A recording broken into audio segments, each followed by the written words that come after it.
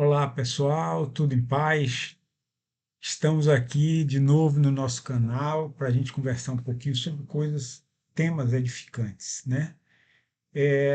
Sem preconceito e sem exclusivismo, né? Nós gostamos de falar sobre temas ligados à moral, à religião, à filosofia de uma maneira geral, mas principalmente a filosofia espiritualista, né? O espiritismo. Enfim, nós procuramos falar um pouco sobre o que nós sabemos, que é pouco, mas do pouco que a gente sabe, a gente procura dividir com o pessoal. Então, obviamente, não queremos dizer que, pelo fato de nós nos dedicarmos a falar sobre o Espiritismo, não quer dizer que a única doutrina é edificante, boa, construtiva. Não. Tudo que é bom, que é, tende para a lei do amor ao próximo, do perdão, da compaixão, da paciência, da humildade, da submissão ao Criador, né, da obediência à lei do Criador, tudo é bom, né? Agora a diferença quem faz somos nós. Se nós colocamos em prática, se nós temos um coração mais receptivo para as mensagens boas, construtivas, então essa é a diferença, né, entre as pessoas que se incomodam, outras que estudam só teoricamente, que ainda assim é válido, né? Ainda mesmo que a pessoa só estude teoricamente essas questões da moralidade, da filosofia espiritualista, ainda é válido, porque se ele não consegue colocar em prática o bem que ele entende, né, que deve ser feito, mas ele já está se preparando para uma encarnação futura, já iniciar com conhecimento e colocar em prática, né? Mas, antes de tudo, vamos nos lembrar de Deus e pedir a sua ajuda aqui. Senhor Deus, Criador da terra, do céu, do universo, de tudo que existe, causa inicial de todas as coisas, inteligência máxima do universo, bondade infinita, misericórdia infinita, justiça infinita, perfeição absoluta. Nós pedimos a vossa assistência e a vossa bênção. Assim seja. Bom, pessoal, eu queria falar com vocês um pouquinho aqui sobre lei moral. Lei moral. Olha, eu queria dizer uma coisa a vocês. Esse tema, ele é muito interessante. Tem muita gente que não gosta de ouvir a palavra moral. Quando ouve a palavra moral, repele. Mas nós usamos, nós não pretendemos substituir essa palavra por um sinônimo, não. E essa é a palavra que está aqui nos livros espíritas básicos, né, nos livros de Allan Kardec, nas traduções para o português. Então a gente usa. Se a pessoa dá outra interpretação, aí assim, a gente não pode correr atrás, né, de interpretações, tempos modernos, e a gente sair mudando assim, que a gente acaba dificultando o entendimento básico das coisas, né? Então, assim, a gente vai usar a palavra moral no sentido de comportamental, no sentido de bom comportamento, de comportamento harmônico com a sociedade, harmônico com a sua própria consciência, né? Então, o que é bom e harmônico com os melhores ensinamentos de comportamento, que é de Jesus, né, que são os grandes sábios que foram enviados por Jesus, como Buda, Pitágoras, Sócrates, Hermes Trismegisto, Krishna, enfim, Confúcio, Lao Tse, né, grandes missionários do bem. Então, eles nos ensinaram o caminho do bem. E os profetas, Moisés, os santos, muitos santos que realmente foram moralmente superiores, enfim, então, missionários que vieram trazer a mensagem do bem. Então, compete-nos seguir. E vamos fazer reflexões em torno disso. Bom, hoje a gente está aqui com o Livro dos Espíritos. Livro dos Espíritos. É a autoria de Allan Kardec, né? Na verdade, essa questão de autoria de Allan Kardec é algo complexo, porque Na verdade, essa teoria espírita ela não partiu da cabeça de Allan Kardec. Ele recebeu das comunicações mediúnicas, né? Ou seja, dos espíritos, e organizou e filtrou também, né? Porque tinha mensagens que não tinha lógica e tudo. Então, com base no critério científico, no critério lógico, ele fez a filtragem, a seleção, a concatenação, a organização e que a gente chama de codificação. E formou livros, né? E aí são livros preciosíssimos, nós aconselhamos que todos procurem conhecer. Mas vamos dar uma olhadinha aqui na lei moral. A questão moral, alguns falam ética, deve ter alguma diferença de significado, mas é um tema que sempre foi enfocado, inclusive pelos filósofos. Por exemplo, a gente poderia citar Aristóteles, né? Aristóteles, embora eu conheça muito superficialmente a obra de Aristóteles, mas ele falou sobre metafísica, quer dizer, que é a ciência do ser. Vamos dizer que são as ciências, né? São as ciências em si, a visão, o conhecimento do universo, como as coisas são. E a ética, né? Que é a questão que a gente está chamando de moral, deve ter alguma diferença, mas deixa isso aí com o pessoal que conhece com maior profundeza, né? Esse tema. Então, nós vamos falar sobre moral, no caso de Aristóteles, ela é chamada de ética. Então, em várias filosofias tem também a questão ética, ela está. No Livro dos Espíritos, o Livro dos Espíritos também é um livro de filosofia, que ele fala sobre a questão metafísica, científica, como as coisas são, e sobre ética, ou como chama Allan Kardec aqui, leis morais, né, que é como as coisas devem ser. Então, uma coisa é a filosofia do ser, outra coisa é a filosofia do dever ser. É como a gente deve ser para ser melhor a cada dia, para atingir o aperfeiçoamento. Bom, então vamos lá para as leis morais. Aí aqui logo no início da terceira parte, né, do Livro dos Espíritos, que fala essa outra parte, né, as partes anteriores falavam sobre metafísica. E aqui a gente está falando sobre moral, como as coisas devem ser. Então tem aqui caracteres da lei natural. Pergunta 614. O que se deve entender por lei natural? Resposta. A lei natural é a lei de Deus. É a única verdadeira para a felicidade do homem. Indica-lhe o que deve fazer ou deixar de fazer, e ele só é infeliz quando dela se afasta. Então, uma leitura inicial assim, a gente pode ter várias percepções, várias interpretações de acordo com o ânimo de cada um. Na verdade, não existe nenhum mistério, não existe nenhum simbolismo, a mensagem está clara. Mas quando se fala em Deus, por exemplo, as pessoas podem ter diversas percepções, diversos julgamentos, diversas avaliações. Né? Então a pessoa pode dizer, isso é coisa de religião. Bom, mas a filosofia tratava de Deus, independentemente da igreja. Né? Uns negando, outros afirmando de um jeito, de outro jeito, independentemente de ortodoxia, independentemente de igreja, ou seja, um tema filosófico também. Né? Então, aqui nós estamos tratando de um tema filosófico. Né? O Deus que é Deus é uma inteligência.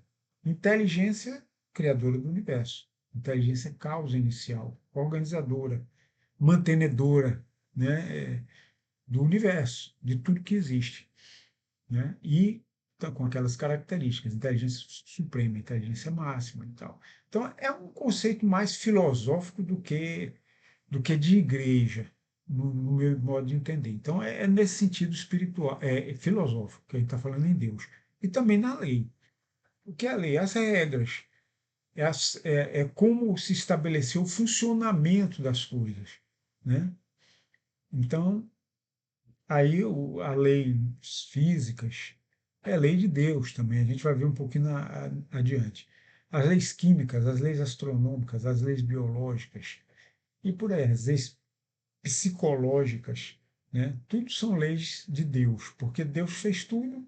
Então, se essas formas, se essas regras como as coisas acontecem na natureza, elas pré-existem ao homem, a existência do homem, é porque teve uma inteligência que criou que não foi o homem, né? Ou seja, foi a inteligência criadora do universo. Então, lei de Deus, certo? O que o homem fez foi estudar, foi escrever a sua percepção, a sua compreensão sobre esses processos e essas regras e essas normas do processo que se chamam leis, dos processos, que se chamam leis, dos processos naturais. Né? Então, lei natural é isso. Aí está um enfoque assim moral, né? Ele não está falando de forma abrangente de todas as ciências. Ele está dizendo que a lei de Deus, a lei natural é a lei de Deus. Ou seja, está dando uma conexão adequada. A lei da criação, da natureza, é a lei do Criador. Que o Criador estabeleceu. Perfeito. A abrangência correta, a conexão perfeita, né? É a única verdadeira para a felicidade do homem. Então é interessante aí que ele já restringiu a lei de Deus no sentido ético, no sentido comportamental, no sentido do homem, da felicidade do homem, né? Então aí ele já parte para a restrição do conceito. Indica-lhe o que deve fazer e deixar de fazer, e ele só é infeliz quando ela se afasta. Então ele está mostrando aqui uma lei de Deus moral, uma lei de Deus ética. Mas vamos aqui para uma outra pergunta também. Primeiro, vamos ler a pergunta e a gente vai fazer uns comentários. 617, a gente leu a 614, agora vamos ler a 617. As leis divinas, que é o que compreendem no seu âmbito, concernem a alguma outra coisa que não somente o procedimento moral. Ele está dizendo assim: as leis divinas dizem respeito só ao comportamento, ao procedimento moral? Resposta: todas as leis da natureza são leis divinas, pois Deus é o autor de tudo. O sábio estuda as leis da matéria, o homem de bem estuda e pratica as da alma. Então é interessante, porque aí nesse universo existe a matéria, né? A parte material do universo e a parte espiritual, que está entranhada. É uma dimensão diferente, mas é um universo só, né? Que se entrelaça, que se intercomunica e que invade até certo ponto, porque a vida biológica ela só é possível com esse ser espiritual, né? A vida não é possível sem um campo, como Rupert Sheldrake disse, é um campo morfogenético, né? Ou seja, é uma força vital, mas que tem um fundamento na alma, no perispírito, no corpo espiritual. Né? A alma tem corpo, tem forma, só que em outra dimensão, e elas influenciam e dão a vida, né? A vida biológica, a vida microscópica, a vida dos animais, tudo isso tem um ser psíquico e um campo morfogenético, um campo de forças vitais que, que é agregado com a matéria vitalizada, né? Com aquela matéria que, que criou os gametas e tudo mais. Então, a agregação desse conjunto, né, transdimensional, que é matéria, mas que é espírito, mas que é energia, que é vitalidade. Então, tudo isso forma o ser vivo, que é um ser natural, que tem ali atrás a parte espiritual. Senão, ele não funcionaria, ele não se manteria organizado, ele se desorganizaria, como acontece com a morte. Né? Então, o ser espiritual mantém a integridade, a organização, o funcionamento, a vida, né? A inteligência, é fonte espiritual. Né? Então, é isso. Até isso, você vê que não tem a rigor algo moral, assim, vamos dizer, para que a vida exista, né? Não tem que ter um bom comportamento dos pais para que tenham filhos. O filho nasce de qualquer jeito, nasce pela lei biológica, né? Mas melhor se seguisse a lei moral, porque existiria um aperfeiçoamento. Mas Então, o que nós estamos querendo dizer com isso é o seguinte, que as leis de Deus, elas dizem respeito ao conjunto da metafísica, de como as coisas são, e ao conjunto de como as coisas devem ser, que é um todo. Não são partes fragmentadas. Aqui é a moral, aqui é a parte material, aqui é a religião, aqui é a ciência. Não, tudo é um todo, tudo vem de uma mente só, de um planejamento só, de uma lógica suprema só. Então, tudo isso tem a ver com tudo isso. Né? Uma coisa tem a ver totalmente com tudo. Tanto assim que vocês vejam uma coisa. Onde está escrita a lei de Deus? Isso é muito interessante. Comentávamos um dia desse o seguinte: tem uma frase do filósofo Leon Denis, que é discípulo de Allan Kardec, que ele diz assim,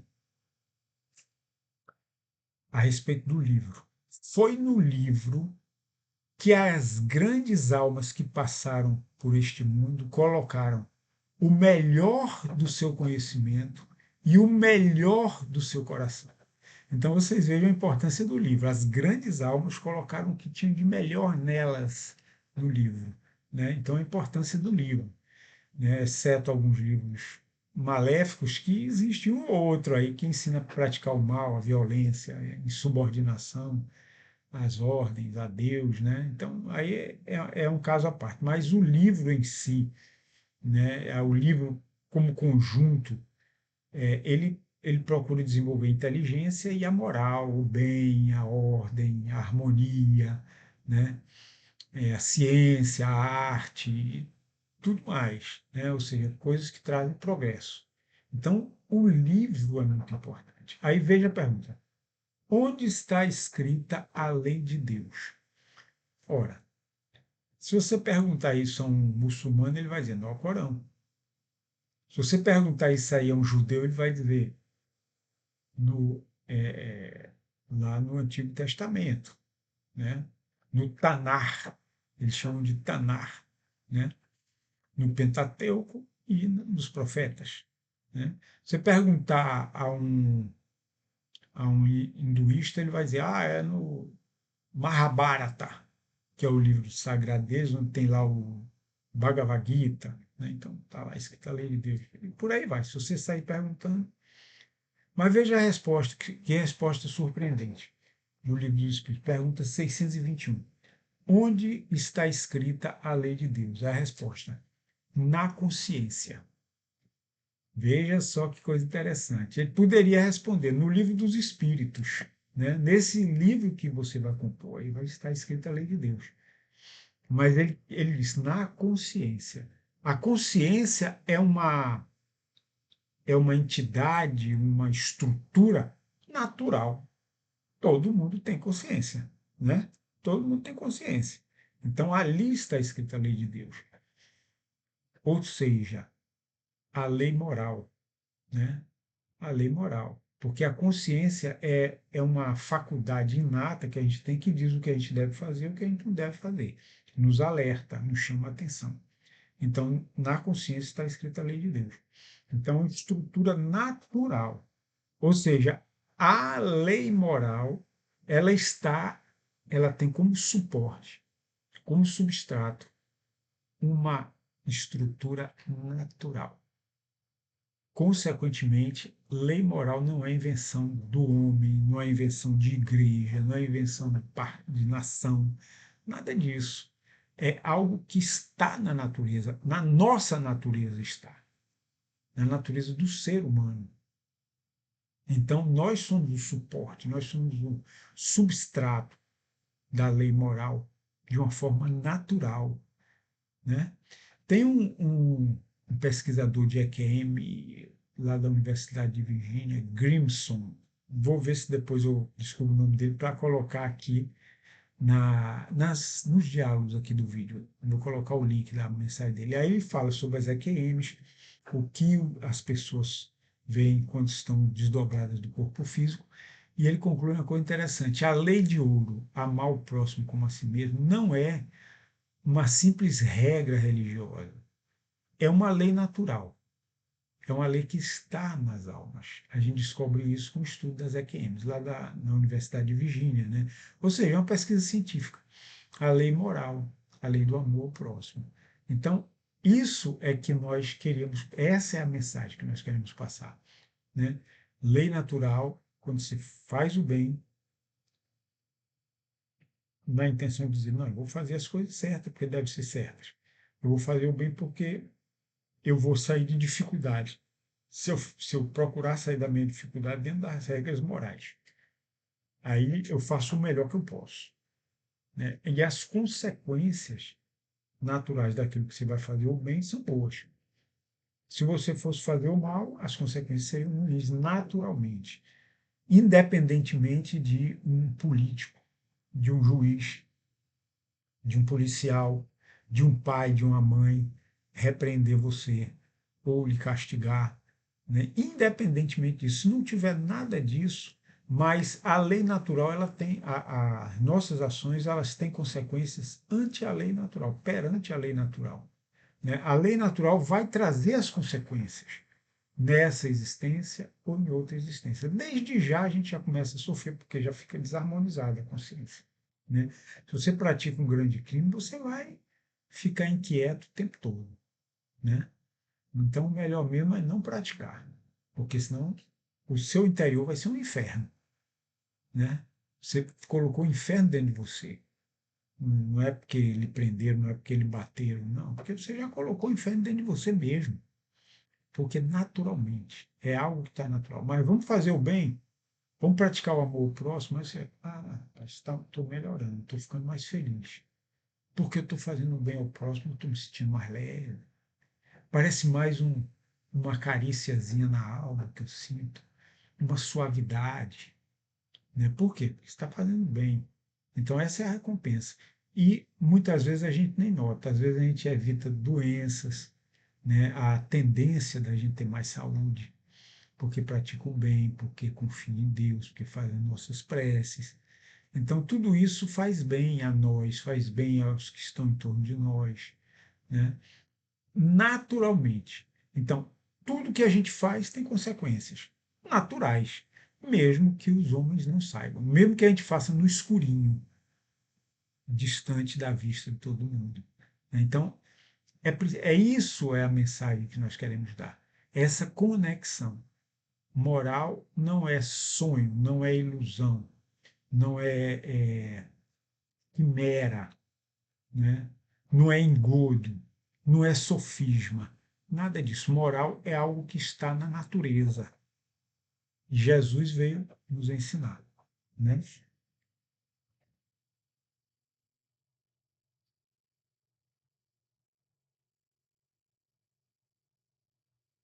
Aí tem outra pergunta aqui. Visto que o homem traz em sua consciência a lei de Deus, que necessidade havia de ela lhe ser ensinada? Resposta. Ele a esquecera e desprezara. Quis então Deus que ele fosse lembrado. Então é isso. A gente tem esse problema. A gente tem a lei natural dentro de nós, mas a gente bloqueia a nossa consciência com a nossa vontade, com a nossa indiferença, com a nossa desatenção, né? Com o sofisma que nós nos deparamos. Então, tudo isso prejudica a leitura da nossa própria consciência. A gente não sabe ler a nossa consciência. Aí vem os missionários para trazerem a mesma mensagem que está na nossa consciência. Como eu disse a vocês, Moisés, Jesus, os profetas, Krishna, Hermes Trismegisto, Confúcio, Pitágoras, Sócrates, né? Os grandes missionários do bem, Francisco de Assis, Vicente de Paulo, Confúcio, Buda, né? E outros, Krishnamurti, Mahatma Gandhi, Francisco Cândido Xavier. Então, assim, tem Madre Teresa de Calcutá, e lá se vai. Tem um bocado de gente aí que veio ensinar o caminho do bem para a gente. Porque tudo isso está na nossa consciência, mas a gente deixou para lá, a gente relaxou, a gente desprezou. A gente nos isolamos da própria consciência. Então veio Deus para nos lembrar, mas sempre dizendo, a, a origem da lei divina é uma origem natural, é uma lei natural. Tá certo? Então, tem força científica isso aí. Vamos dar uma olhadinha um pouco mais na frente aqui. Um pouquinho mais para frente.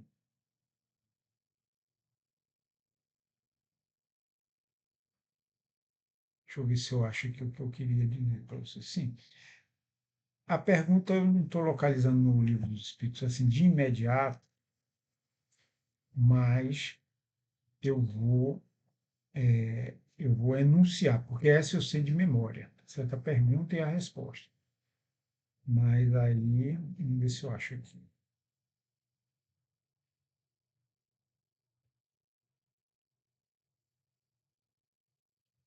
Bom, eu vou enunciar de memória para vocês. Tem uma pergunta no livro dos Espíritos, eu não lembro o número, que diz assim: qual o sentido da palavra caridade conforme o entendia Jesus? Né? Por quê? Porque aqui Allan Kardec está dizendo que a lei principal da moral é a lei de justiça, de amor e caridade. Então, ele quer um conceito de caridade, né? De acordo com os ensinos do Mestre, como Jesus ensinou, né? Como Jesus entende que é a caridade. Então, qual o sentido da caridade conforme o entendia Jesus? Resposta: benevolência para com todos, indulgência para com as fraquezas alheias, perdão das ofensas. Então vocês vejam um conceito espiritual, comportamental, né, que é benevolência, indulgência e perdão, de forma sintética. Agora, existe um desenvolvimento desse conceito aqui. Vamos dar uma olhadinha. Pergunta 918. Ela vem justamente dessa questão, da resposta a essa questão que eu coloquei para vocês. Por que indícios se pode reconhecer em um homem o progresso real que lhe elevará o espírito na hierarquia espírita, na hierarquia espiritual depois da morte? Né? O espírito prova sua elevação quando todos os atos de sua vida corporal representam a prática da lei de Deus e quando antecipadamente compreende a vida espiritual. Essa é a resposta das entidades espirituais. Agora vamos ver o comentário de Allan Kardec. Verdadeiramente o homem de bem é o que pratica a lei de justiça, amor e caridade na sua maior pureza.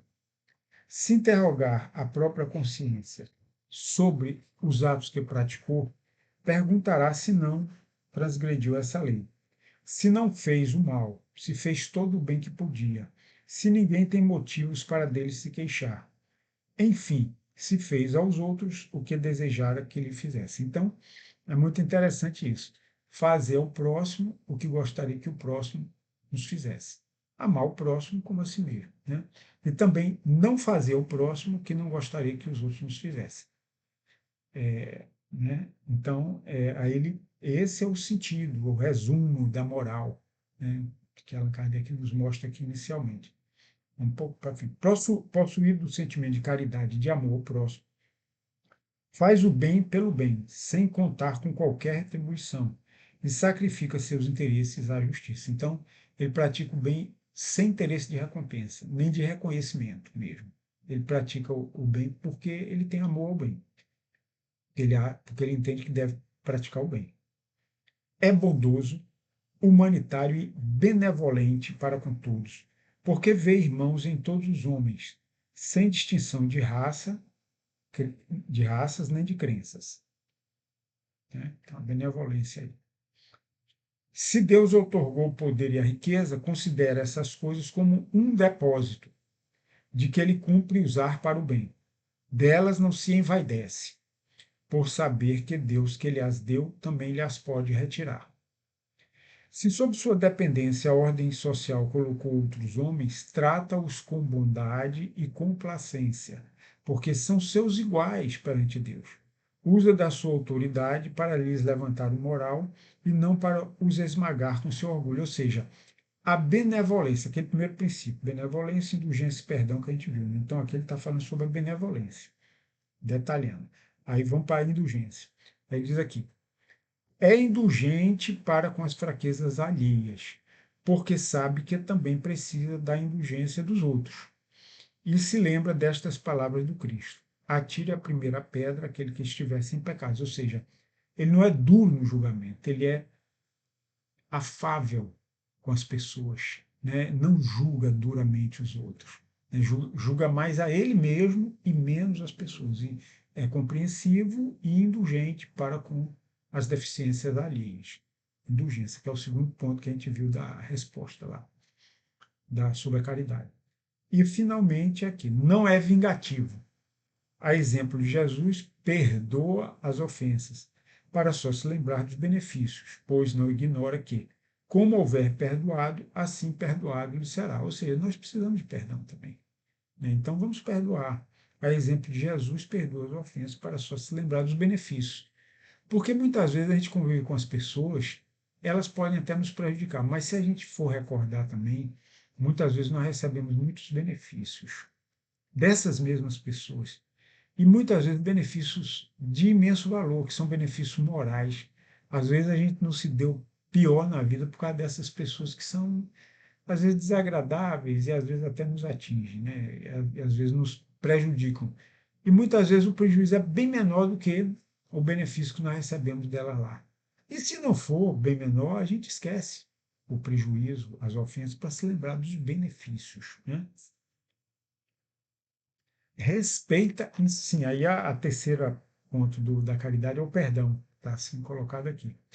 Respeita, enfim, em seus semelhantes todos os direitos que as leis da natureza lhes concedem, como quer que os mesmos direitos lhes sejam respeitados. Então, em suma, aqui nós temos o comportamento, o respeito. Respeito é uma coisa muito importante, moral, né? A gente deve ter isso em nós, respeito por todos, sempre. Né? Respeito é algo que a gente sempre deve ter. E fazer os outros o que quer que os outros nos façam. E não fazer aos outros aquilo que não quer que nos seja feito. Né? Então, isso chama-se respeito. Pois bem, pessoal, então vocês vejam que assim a gente tem a lei moral, né, que é parte da lei divina, é um aspecto da lei divina. A lei divina é abrangente, é estudada pela ciência, e a lei moral também deve ser estudada pela ciência. Por quê? Porque é um conjunto da natureza, ela faz parte da natureza. Né? A nossa ciência ainda precisa evoluir para incorporar o estudo da moral.